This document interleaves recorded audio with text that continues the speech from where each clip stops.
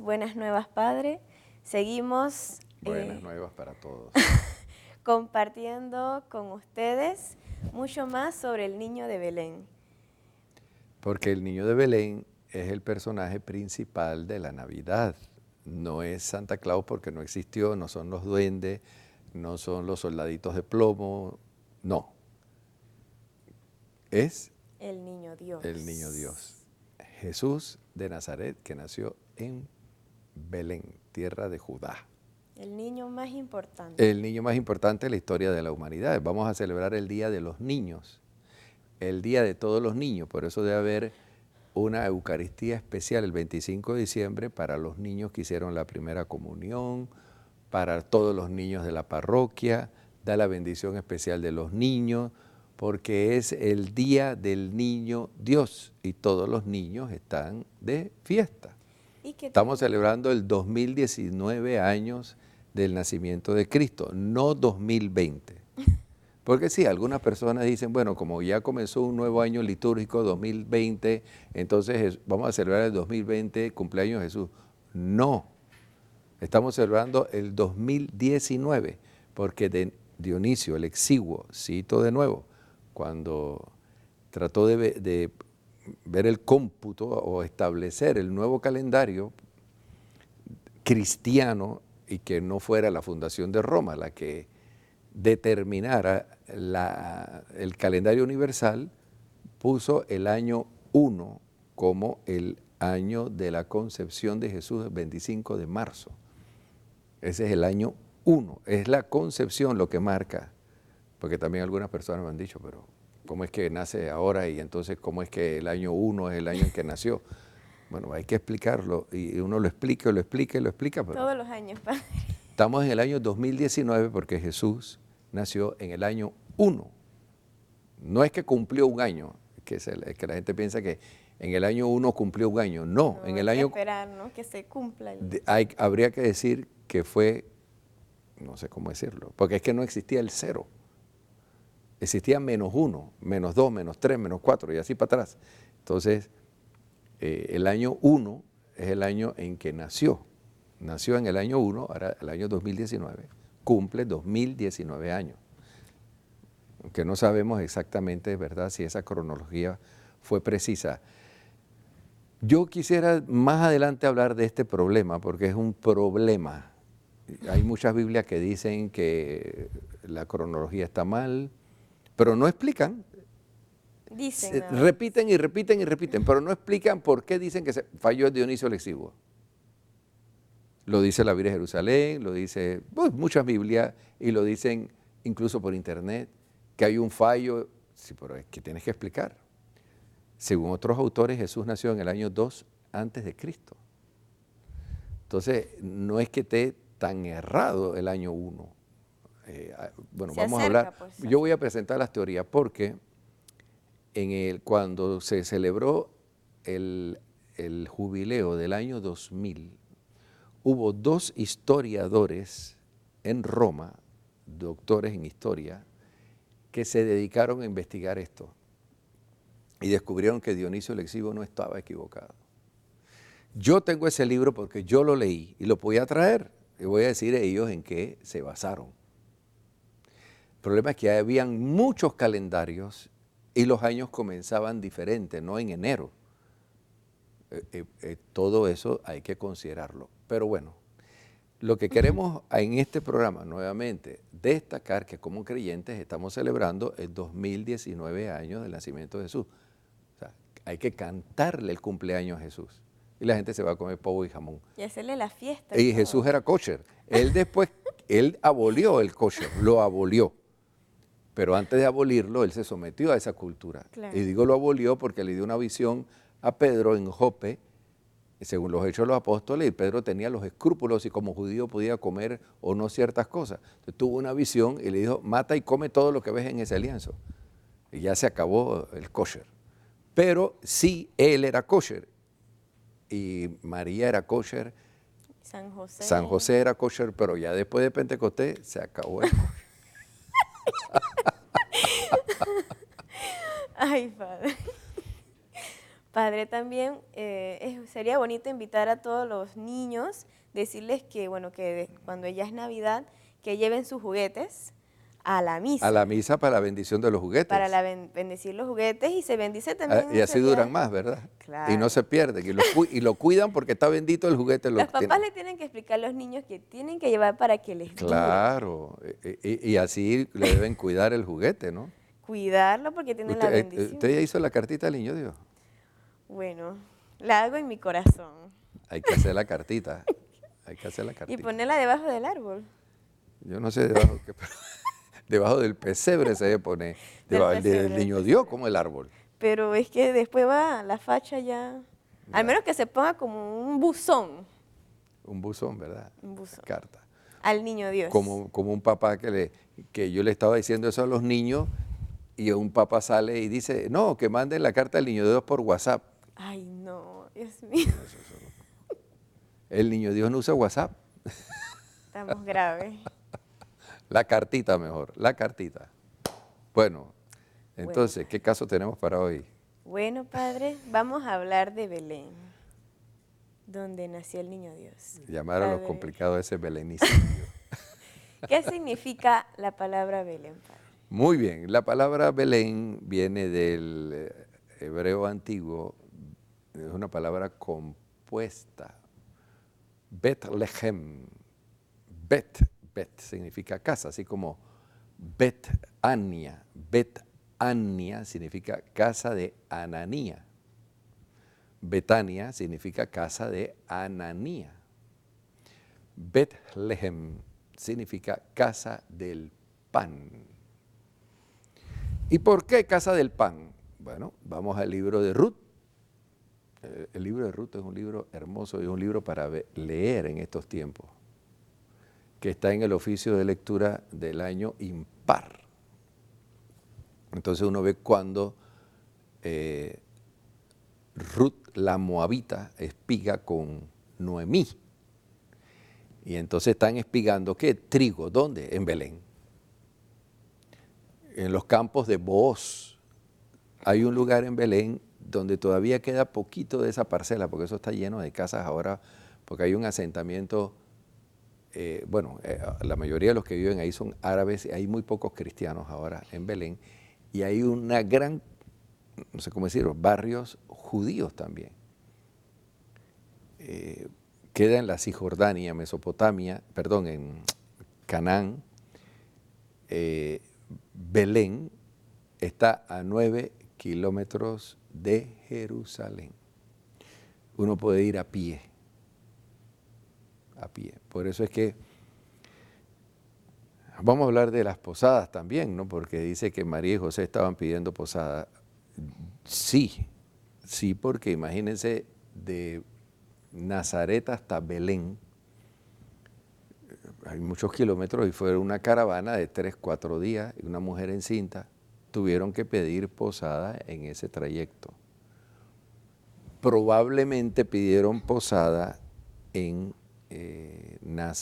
Belén, pero en Belén no había posadas. Una cosa es pedir alojamiento o pedir posada y otra cosa es que no había sitio en una posada, porque la Biblia no dice eso. Claro. Eso viene de una mala traducción del griego al latín de San Jerónimo. San Jerónimo tradujo toda la Biblia a la Vulgata. Fue precisamente en Belén. Él estuvo casi 20 años viviendo en una gruta al lado del pesebre, donde dio a luz la Virgen. Y él tradujo toda la Biblia para que la Biblia fuera conocida en todo el Imperio Romano en latín. Entonces, cuando él traduce el griego de Lucas, la palabra que aparece aquí, katolima, en griego, él la traduce por posada. Y ahí es donde viene todas esas leyendas de que María y José no encontraron sitio en una posada. Es que no había posada. No encontraron sitio, puso el San Lucas en griego, en el katolima. Katolima era la parte superior de una casa, lo que sería hoy el altillo. Entonces, claro, como José era oriundo de Belén y llega con su esposa de Nazaret a empadronarse, porque no quería problemas con los romanos, había salido un decreto del emperador César Augusto que cada quien tenía que censarse en su lugar de origen. Bueno, él se desplaza de Nazaret hasta Belén con la Virgen. Cuando llegan a Belén, sí pudieron pedir posada, o sea, pedir alojamiento. Ahí es donde viene el problema de la traducción. Y dice la Vulgata que no encontraron sitio en la posada. Eso es una mala traducción, porque en griego la palabra posada se dice pandogeión, que es la que encontramos en la parábola del buen samaritano. Dice que llevó al hombre que estaba allí medio muerto a la posada. San Lucas aquí no utiliza pandogeión, sino utiliza catolima, que es el plano superior del... ¿Dónde encontramos eso? En el mismo Evangelio de Lucas. Cuando va Jesús a celebrar la primera Eucaristía, cuando celebró la primera misa, Jesús, la última cena, dice que le dijo a sus discípulos, vayan a casa de fulano en el plano superior al catalima. O sea, en el Evangelio de Lucas aparece 2 veces la palabra catalima, que es cuando Jesús celebra la Eucaristía y cuando Jesús nace en Belén. La palabra posada aparece en la parábola del buen samaritano. Estamos hablando de Lucas. Lucas no utiliza la palabra catalima para hablar de posada, sino para hablar del plano superior de la casa. Claro, hay un censo, llega toda la familia de José, la familia de María, porque María también era oriunda de Belén, eso es lo que voy a hablar aquí. Entonces, la casa está llena. ¿Cómo María va a dar a luz en un plano superior de una casa donde está llena de gente? O sea, por favor. Sí, porque igual ellos... Y ella, que es la madre de Dios, tenía que hacerlo en secreto. También. Entonces, por eso, cuando llegan a Belén, no había sitio en el plano superior de la casa, en el altillo, donde estaban las habitaciones. Podían haber 2, 3 habitaciones. Eso estaba lleno, venían de Nazaret, venían de lejos. ¿Cómo María va a dar a luz delante allí de todo el mundo? Entonces se fueron al establo donde estaban los animales, donde estaba esa gruta, que era una gruta establo. Se fueron allá y allí, entonces, cuando le llegó el momento del parto, porque María y José querían estar en secreto para el momento del parto. Escondidos. Y el Evangelio de Lucas dice algo, no, perdón, el de Mateo, dice que cuando los magos llegaron, entraron a la casa. O sea, que había una casa. Es más, vamos a leerlo. ¿No tiene su Biblia ahí? Hoy no la traje, padre. Tengo que empezar a traerla. Por favor, es que la Biblia es la palabra de Dios. Y la Biblia tiene relatos muy interesantes que concuerdan con la arqueología. Nosotros los católicos no nos quedamos solo la Biblia. No. Nosotros tenemos también la arqueología, tenemos también la homilética de los primeros padres, tenemos también los libros históricos de aquella época. Todo eso nosotros lo estudiamos para ver qué es lo que estaba pasando en la Biblia, sin contradecir la Biblia, porque la palabra de Dios no se contradice, pero sí para conocerla más a fondo, ¿no? Sí, sirven de apoyo. Por ejemplo, está claro que después que Jesús, los apóstoles van a predicar el Evangelio, Adriano, un emperador, colocó justo en el sitio donde Jesús había nacido el culto a Adonis. Eso es historia, eso no está en la Biblia, pero es historia. Cristóbal Colón no está en la Biblia, pero es historia, que llegó a América. Entonces, miren lo que dice el Evangelio de Mateo aquí, la Sagrada Escritura aquí, dice. Estamos en el capítulo 2, todo el episodio de Herodes, que es burlado por los magos, y dice el verso 10, dice, al ver la estrella, se llenaron de inmensa alegría. Verso 11 dice, al entrar en la casa, vieron al niño con María su madre. Entonces se postraron y lo adoraron y abrieron sus cofres. Aquí está. Aquí está. Sí, Entonces José tenía una casa, pero esa casa tenía una gruta, establo, y cuando los magos llegaron, no llegaron a la gruta, llegaron a la casa. Claro, ya ahí no había por qué ocultarse al momento de dar a luz, porque ya había dado a luz. Da a luz en secreto, en privado, y luego con el niño van a la casa de José y hay un ambiente de alegría, un ambiente festivo. Aquí está, llegaron a la casa. al contrario, mostrar al niño a todos los que estaban allí también. Pues. Y eso dice que cuando los pastores, eso lo dice San Lucas, que los que estaban allí le contaron a los pastores y los pastores le contaron a ellos todo lo que le habían dicho los ángeles. Es interesante porque eso da a pensar que no había solamente dos personas, María y San José. Lo que pasa es que no leemos la Biblia. Vamos ahora al Evangelio de Lucas y después vamos a donde Miqueas. Mira Lucas, que es los evangelios que vamos a escuchar ahora en las misas, tiempo, sí. Las misas de Navidad, que son 4. La de las 6 de la tarde, la de la medianoche, la de la aurora a las 5, que nosotros la vamos a celebrar este año, misa de la aurora a las 5 de la mañana, el 25 de diciembre, y luego la misa del día por los niños y las familias. Dice el capítulo 2 del Evangelio de Lucas, dice claramente aquí, ¿no? Habla del decreto de César Augusto. José fue, porque era oriundo de David, a empadronarse, y dice, mientras estaban allí, en Belén, mientras estaban allí, se le cumplieron los días del alumbramiento y dio a luz a su hijo primogénito, lo envolvió en pañales y lo acostó en un pesebre. Fíjense la manera en que esto está redactado. Mientras estaban allí, o sea, ya habían llegado a Belén. Dice, mientras estaban allí, repito, verso 6, búsquenlo en su Biblia, Lucas 2:6, mientras estaban allí en Belén, se le cumplieron los días del alumbramiento y dio a luz a su hijo primogénito, lo envolvió en pañales. María dio a luz y ella misma envuelve en pañales. O sea, no fue José. Eso fue un parto milagroso. Eso después lo vamos a explicar.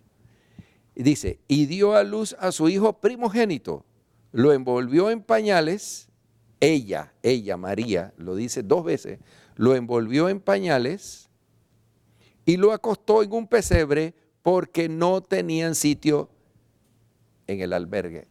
Esto está mal traducido, porque es lo mismo de decir, no había sitio en la posada. Pero si ya estaban allí, ¿para qué tiene que poner Lucas eso? En la casa. No, exacto, no había sitio en la parte superior de la casa. La palabra que está aquí, lo pueden buscar en la Biblia de Jerusalén, abajo tiene un asterisco.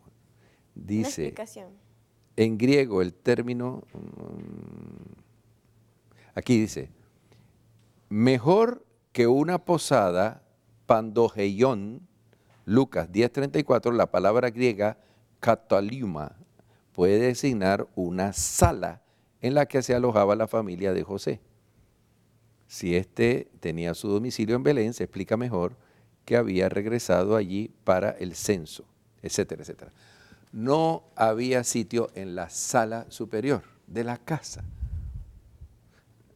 No, ya había dado a luz. ¿Para qué tiene que estar hablando que estaban pidiendo posada? Ya estaban allí hace rato. Claro. Entonces María llega a Belén, se instalan, limpian la gruta. No estaba Jesús no nació en medio de una inmundicia, porque también hay cosas que se dicen erradamente, porque sería una falta de María y San José y decir, son personas descuidadas. Ellos llegaron ahí y acondicionaron todo, lo limpiaron todo, arreglaron. esperando el momento del parto. cuando llega el momento del parto, José no estaba allí porque fue María la que le envolvió en pañales, ella. Con la ropa que también ella cosió. Entonces, ¿cómo María, aquí lo voy a decir porque también hay algunos que dicen tontadas porque no están leyendo la cosa, ahí está.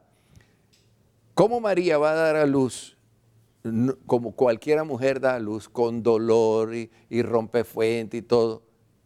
Y después va a envolver al niño y va a cortarle un cordón umbilical. Que eso fue un parto milagroso. Aquí lo está diciendo, Claro. pero después lo vamos a ver con más detalle. Bueno, sí. Vamos a un cambio y volvemos.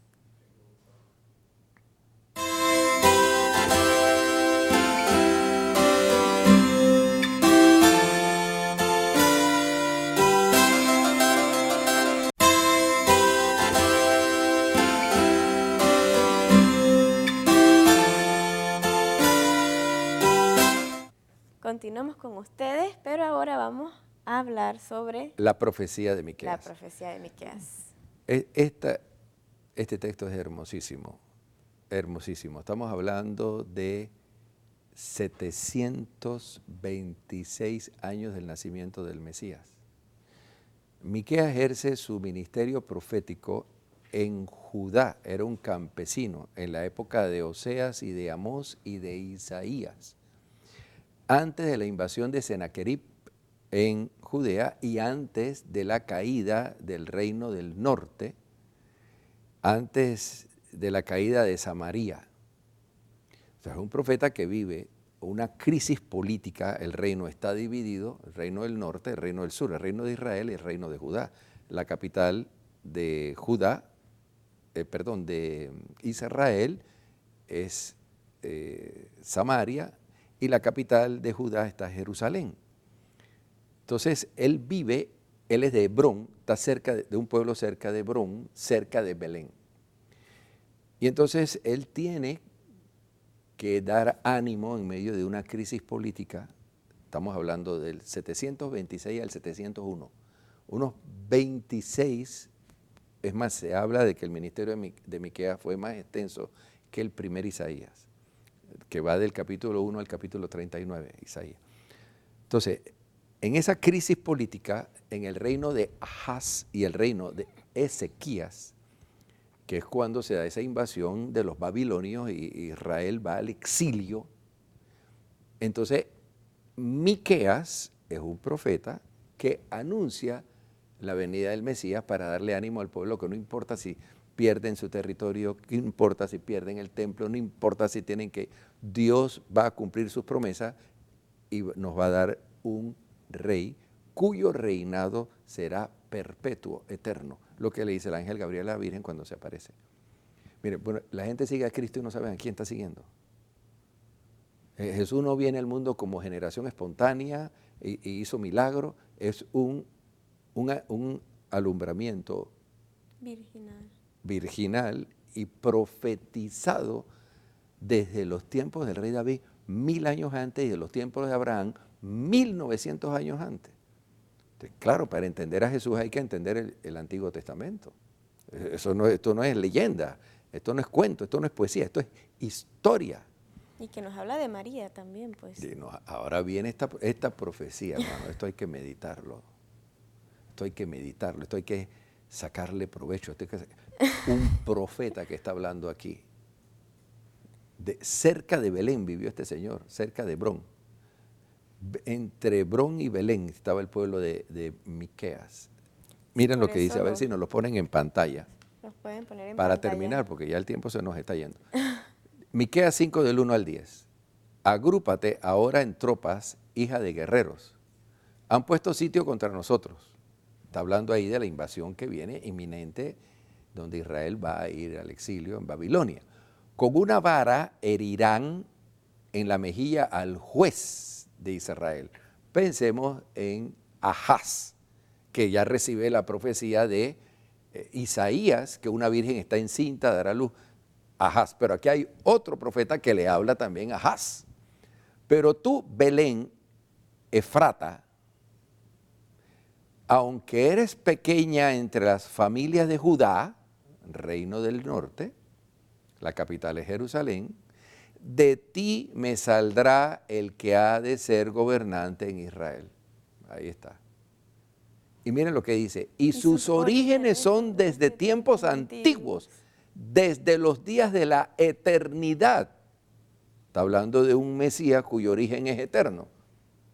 Ponga el que sigue, por favor, el versículo que sigue. Por tanto, él, Dios, va a abandonar a Judá hasta el tiempo en que dé a luz la que ha de dar a luz. Entonces el resto de sus hermanos volverá a los hijos de Israel, y él se afirmará y pastoreará su rebaño con el poder del Señor, con la majestad del nombre del Señor, su Dios, y permanecerán, porque en aquel tiempo él será engrandecido hasta los confines de la tierra. Dios será engrandecido por ese Señor. Ponga ahí el que sigue. Que sigue. 5. Él será nuestra paz cuando el asirio invada nuestra tierra, y cuando huelle nuestros palacios, levantaremos contra él 7 pastores y 8 príncipes del pueblo, y ellos pastorearán la tierra de Asiria con espada, la tierra de Nimrod en sus puertas. Él nos librará del asirio cuando invada nuestra tierra y huelle nuestro territorio. ¿Seguimos? Entonces el remanente de Jacob en medio de muchos pueblos será como rocío que viene el Señor, como lluvia sobre la hierba que no espera el hombre ni aguarda a los hijos de los hombres. Y él será el remanente de Jacob entre las naciones en medio de muchos pueblos, como león entre la fiera de la selva, etcétera, etcétera, etcétera. Bueno, lo más interesante de esto es el verso 2. A ver si nos lo pueden poner de nuevo. Miqueas 5:2. Para aquel que dice que María es cualquiera mujer, y corrijo porque lo he escuchado de algún pastor, no, déjelo ahí, por favor, que dice que cuando llegó el tiempo en que Jesús iba a venir al mundo, Dios tomó a María, ponte ahí porque mi hijo tiene que venir, ponte ahí. No, eso no es lo que dice Miqueas, o es que usted no estudia en Miqueas. Ahí está. Agrúpate ahora en tropas, hija de guerreros, han puesto sitio contra nosotros. Con una vara herirán en la mejilla al juez. Pero tú, Belén Efratá, aunque eres pequeña entre la familia, de ti me saldrá el que ha de gobernar, y sus orígenes serán desde tiempos antiguos. Siga por favor el 3, que es el que nos interesa. Versículo 3. Él abandonará hasta el tiempo en que dé a luz la que ha de dar a luz. Y él pastoreará a su rebaño con el poder del Señor. Está hablando de un rey inmediato que será Ezequías, pero aquí está hablando de un rey cuyo reino no tendrá fin jamás y que es origen. Esto es propio de los profetas, ¿no? Hablan de un rey inmediato, pero en sentido plenior está hablando de la venida del Mesías. Aquí está hablando de la madre del Mesías, de Belén, que él nacerá en Belén. Y está asociado a una mujer que está en la mente de Dios, como en la profecía de Génesis 3:15 y como en la profecía de Isaías. María estaba en la mente de Dios por toda la eternidad. Ahí está, la madre del Mesías. Entonces, hasta que la mujer dé a luz, la que ha de dar a luz, dé a luz. O sea, María estaba en la mente de Dios, una mujer santa que iba a dar a luz al Mesías, que iba a gobernar, cuyos orígenes son desde la antigüedad. O sea, no solamente está profetizada la venida del Mesías, está profetizada también la madre del Mesías. Al menos hay 3 textos, dice el Concilio Vaticano en la Lumen Gentium, capítulo 8, que nos hablan claramente de María. Hay más, pero yo voy a hablar de otros también, que no lo menciona la Lumen Gentium, pero está también, ¿no? En el Antiguo Testamento. Del Génesis 3:15, el de Miqueas 5, del 1 al 10, Isaías 7:14. Son textos mariológicos del Antiguo Testamento. María no es una mujer al azar. María es una mujer que estuvo en la mente de Dios siempre. Y cuando María dio a luz a Jesús, Dios hizo un milagro. O sea, esto lo hablamos no para darle realce a la Virgen, sino para manifestar el poder de Dios. Y para entender también. El parto de María en Belén fue un parto milagroso, fue un parto virginal. Jesús salió del vientre de la manera en que entró. que María lo envuelve en pañales, ella misma directamente, y eso corrobora también lo que dice San Juan, capítulo 1, verso 13. El problema, querida hermana, es que la gente no estudia y critica. O sea, si yo no sé algo, no abro la boca. Debo quedarme callado y decir, hombre, yo no sé, la iglesia dice esto. Ellos Estoy sabrán. hablando del católico, ¿ah? El que es protestante Ya es diga otra todo cosa. lo que quiera y critique y interpreta la Biblia como quiera, pero nosotros tenemos un magisterio que nos dice las cosas, ¿no? Y dogma también.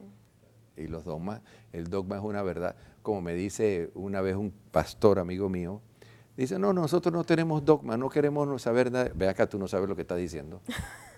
El dogma es una verdad revelada por Dios, entonces tú no crees nada de la Biblia, pues. Nada, no crees nada. Entonces, no digan cosas. Porque la gente piensa que el dogma lo inventa el Papa. No, el dogma es lo que está en la Biblia. Ahora, hay dogmas que se expresan de una manera solemne. Esos son declaraciones pontificias. Esto es dogma. Dogma, palabra de Dios Palabra revelada. de Dios, sí. Amén. Bueno, Padre, muchísimas gracias. Vamos a seguir pues continuando, compartiendo con nuestros queridos fetividentes mucho más sobre la Navidad, sobre el niño Amén. Dios El y sobre personaje la central. Virgen. Así que no dejen de sintonizar las buenas nuevas para todos. Que Dios lo bendiga.